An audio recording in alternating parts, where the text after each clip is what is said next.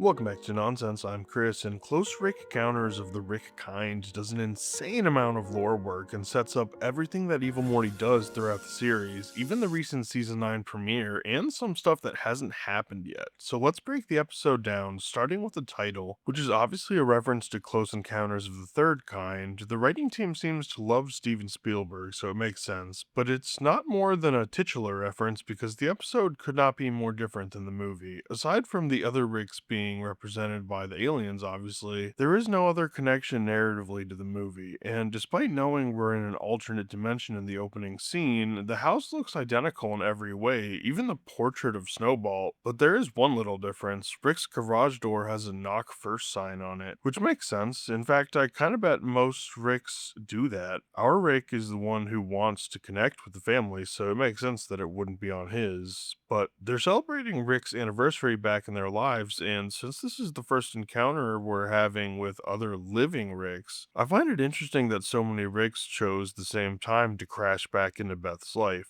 It makes me think of this line from Memory Rick. You're one of those creeps who moves in with abandoned adult Beths. It's more complicated than that. You live with a version of our dead daughter. Which makes it clear that it wasn't the norm for Ricks back in the day, that for the most part they didn't move back in with Beth, but this episode and every other multiversal focused one after it embraces the concept that Ricks are paired with Mortys and live at home with Beth. We know that they eventually get focused on creating more Mortys even, but we'll cross those plot holes when we get to them, and this episode establishes that it's to help conceal the Rick's massive brain energy signatures. But if it wasn't needed before, what made it suddenly so important? What are all these Ricks so desperately hiding from within the central finite curve? Is it just the Federation? That doesn't feel like enough. There clearly was some sort of inciting event to convince all these Ricks to move in with their Beths around the same time. So what was it? What's out there scanning reality for Rick's brainwaves that he needs a Morty to help disguise it? And given that Evil Morty is just as smart as any Rick, and he was always surrounded by Mortys that hid his brain signature, why did it stop mattering once he left the central finite curve? Well, the answer, I think, is actually really obvious. They all had the same reaction to losing their memories of their Dianes, who, for all of them but our Rick, would have just been their ex-wives, not their dead wives like C-137. But that's when Rick crashed into Prime's dimension, hoping to get revenge on him somehow, but he was probably the only Rick who knew what caused Diane to be erased. So all the other Ricks just suddenly felt a huge core part of themselves was gone. Their memories of what was possibly the only person any of them ever loved. So the family is the only thing that reminds them of Diane, of what they don't even know they lost, and they're all probably terrified of whatever could do that, but I don't think they know it was a Rick, let alone Rick Prime, who did it, because the Citadel would fall apart with internal suspicions. But realizing this does kind of recontextualize the entire series, in my opinion. It basically means every other Rick ran home to find Mortys as defense, against the person so powerful they could erase their memories. Contrary to the bravado, they're all terrified and trying to hide from a presence they don't even understand, which also explains how Rick was able to organize them so easily. Cause I can accept they submitted to him out of fear, but the central finite curve was Rick's best attempt to contain Prime, and all the other Ricks thought it was just a way to protect them from whatever was out there that could erase someone and their memories of them. But they set up a joke in this universe that gets paid off in the next universe. I'll clip it together here. I'm gonna make you flying saucer-shaped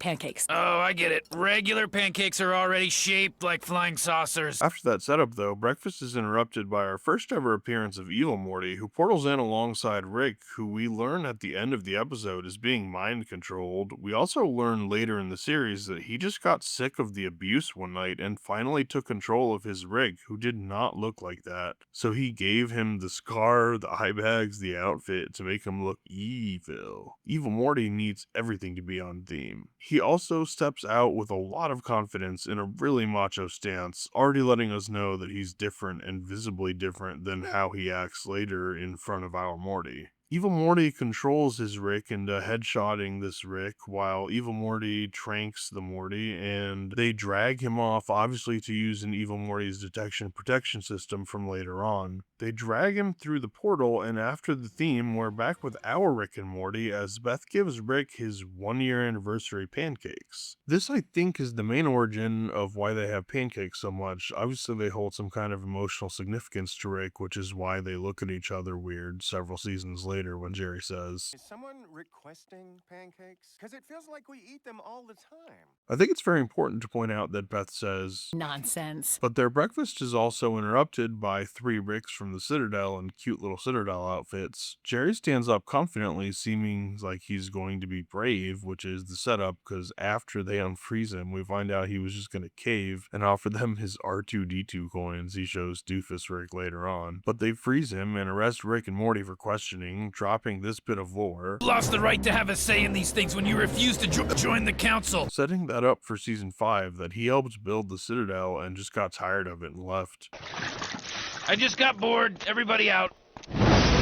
They drag them off to the Citadel where we start with an environmental shot, and it's interesting it's in this orange cloud, and while the environment we see the Citadel in often changes, it usually is in an orange light, probably meaning that they still tend to build around a sun. They drag them into the Citadel where the initial shot, it's unclear what we're in for, but then we get a wide shot with this great statue of Rick sitting Thanos style in a chair. The initial batch of Ricks and Mortys we see are all either normal or Citadel uniformed. Rick calls it the Citadel of Ricks. And it's obviously and admittedly by the creators a parody of the Council of Reeds from Marvel's Fantastic Four comics. They even have a Council of Ricks, which is what it was called for Reed, the Council of Reeds. There's a waterfall and a fountain, not things I would think Rick cared about. We get our first variants in this Cyclops Rick and Morty, who we actually just saw a variation of in the recent season 9 finale. We see a Cronenberg Rick and Morty, but I don't think it's meant to be the ones we already saw. Morty looks the same, but weirdly they mirrored the Rick for some reason. A few more normal or Citadel Ricks and Mortys. We get the reverse shirt Rick and Morty that drove conspiracy theorists wild, as well as a portal gun charging station, which is cool. Some interesting signs here. Portal Gun Pro, Just Rick It, parodying Nike's Just Do It. Club Rick and Got Rick, parodying Got Milk, which is also kind of a Jerry's Apple ad reference. They walk past a place called Rick's, and Morty comments on the Cowboy Rick and Morty. We see a long-sleeved Morty selling those name plates that all say Rick or Morty. Here we see one of the signs for hot dog on a Rick. Maybe there's a universe of bun people? There's also an artist Morty who does drawings, but they're terrible. There's a fish Rick and Morty and a jewelry salesman Rick selling necklaces for Mortys. There's a robot Rick and Morty, which we saw a variation of in the recent season 9 finale, perusing the fridge during the estate sale. A doll salesman interrupts the jewelry guy, who they animate to look legitimately worried, like the sale is important in order for him to get by. A salesman for Morty insurance pitches, which we actually see a storefront for in the Rick Prime finale episode. There's an Action Morty action figure stand back here. They get to the Council of Ricks where we see another bunch of normal Ricks and Mortys. In the wide shot, there's a Morty hiding behind his Rick. These green ones are the same ones we see in the season 9 finale at the estate sale. The council displays a bunch of dead Ricks, including one with his head up his butt, one that's cut in half beneath him, one with a broken arm, one who's been stabbed, one hanged, and one speared through. Finally, the changing shot starts with a decapitated Rick, one drowned in a toilet, one that seems to have been killed while driving a normal car, one that got fed into a wood chipper, really showing the killer hates Ricks.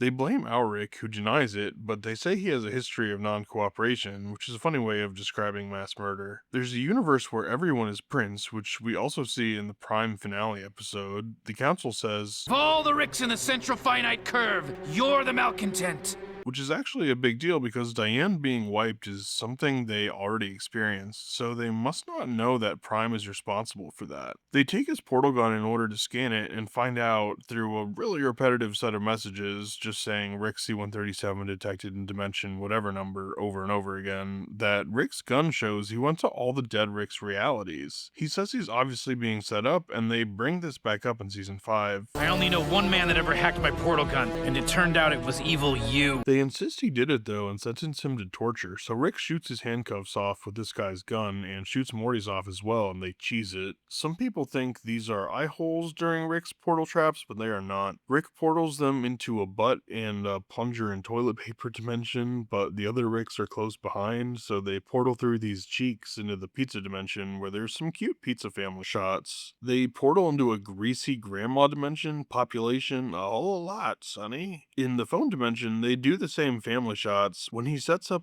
decoy portals, we see this notebook and cup that are famously a Gravity Falls reference. Grunkle Stan loses these items into an interdimensional portal. They do the same family shots in the chair dimension. They walk past a clothing store called Upholstery, which is kind of funny. They go into Ottoman's Ale House after we see the rainbow suspenders guy intended for a Gravity Falls crossover that never was. Meanwhile, the Ricks have made it to the house and are messing with Jerry, and Beth is enjoying the extra attention from the Ricks while they wait for Rick to contact the family. Rick fixes his portal gun while they get served a bunch of phone food. This is where they establish that Morty's act as a camouflage for Rick's, something that I feel like they've somewhat abandoned in recent seasons. Rick manages to track down a signal from who hacked his portal gun, and they head out, stealing a Citadel ship. We see the tortured Mortys that Evil Morty set up, definitely the most up thing he's ever done, I think. Like, basically anything he does to a Rick, they've probably done worse to others, but this is dark. Jerry befriends Doofus Rick before the other Ricks start making fun of him. We cut back as Rick and Morty are sneaking into the base, while Rick screams at Morty about being dumb, making him cry. Evil Morty and his Rick approach and take them prisoner. Evil Morty instructs himself, through Rick, to take Morty to the other Mortys. His face changes once Morty's looking away though, showing the disdain he has for Mortys who are still subservient to their Ricks. Meanwhile, he's scanning Rick's brain for what we learn in Season 5 was the Citadel plans, and Doofus, Rick, and Jerry are making ovenless brownies, which are already a thing to be clear. Jerry takes him to show him the R2-D2 coins he mentioned in the opening, looking to be reassured they were worth it, which even Doofus Rick knows they weren't, but he still sweetly tells him, basically, that it's okay to like stuff, which is true. Meanwhile, Morty gets approached by a Morty religion, but is far too skeptical about the anti-website propaganda, instead giving a speech and encouraging them to storm out of the jail room and storm the facility while Rick's brain scan is showing an early portal gun, his recently completed ship, and its design, a scene from the Snowball episode where he hit Jerry with a paper ball, a lady who turns out to be a monster, a space battle, an electrocuted Morty, Morty running from a monster, Morty smiling in the ship,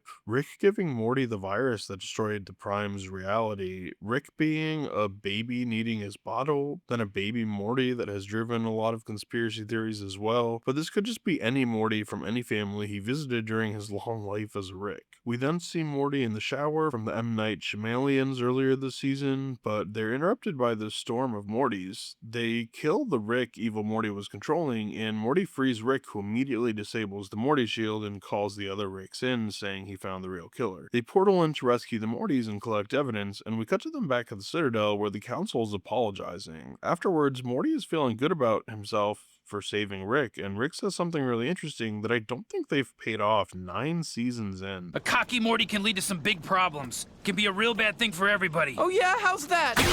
I'll explain when you're older. I don't think he was talking about Evil Morty here. I mean, how could he be? So, what experience did he previously have with a Morty that led him to saying this? And when is he going to explain it to Morty? We still haven't gotten that payoff. But anyways, the CSI Ricks realized that Evil Rick was being remotely controlled, and we get the incredible reveal that it was Evil Morty in control. After the credits, we see Doofus Rick visiting Jerry and Rick making fun of him. Definitely an amazing episode, top rated and fan favorite, a rare mix, but that's all I've got for it. I am working on the next episode breakdown, but first I'll be releasing the next President Curtis episode breakdown and my first comments updated season 9 video, so stay tuned for those. Thank you so much for watching, and I'll see you in the next video.